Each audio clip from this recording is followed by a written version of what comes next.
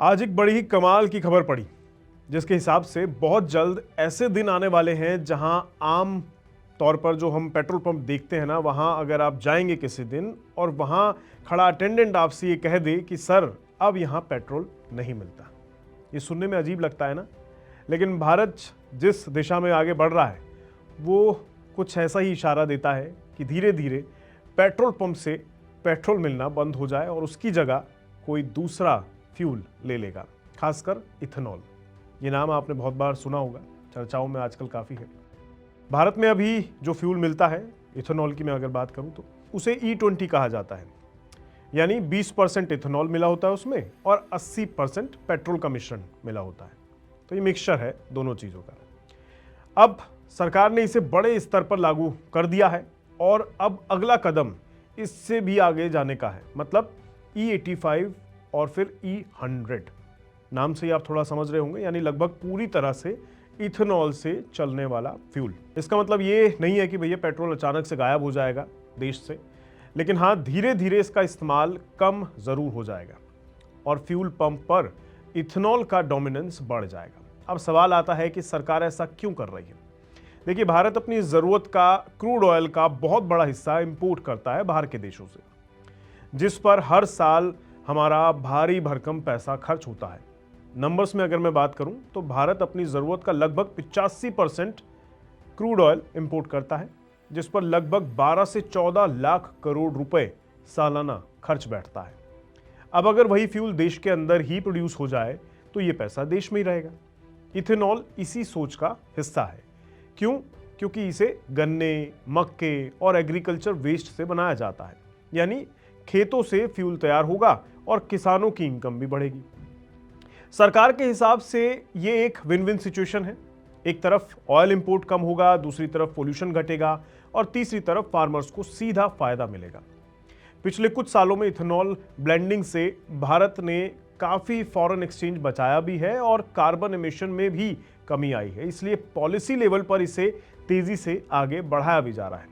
लेकिन ये मुद्दा सिर्फ फायदों तक सीमित नहीं है, इसके साथ कई चैलेंजेस भी जुड़े हुए हैं। सबसे बड़ा चैलेंज है आपकी गाड़ी।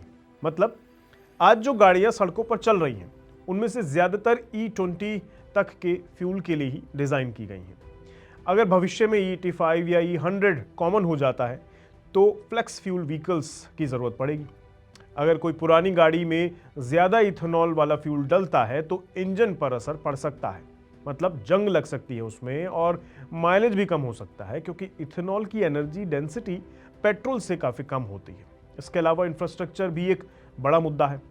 फ्यूल स्टेशंस को नए स्टोरेज सिस्टम और पाइपलाइन की ज़रूरत पड़ेगी, जिससे इन्वेस्टमेंट बढ़ जाएगा। दूसरी तरफ इथेनॉल प्रोडक्शन के लिए पानी और एग्रीकल्चर रिसोर्सेज की भी ज़रूरत होती है, खासकर गन्ने के लिए, क्योंकि गन्ना एक वाटर इंटेंसिव क्रॉप है, मतलब पानी की इसमें बहुत ज़्यादा ज़रूरत होती है इसकी सिंचाई वगैरह के लिए।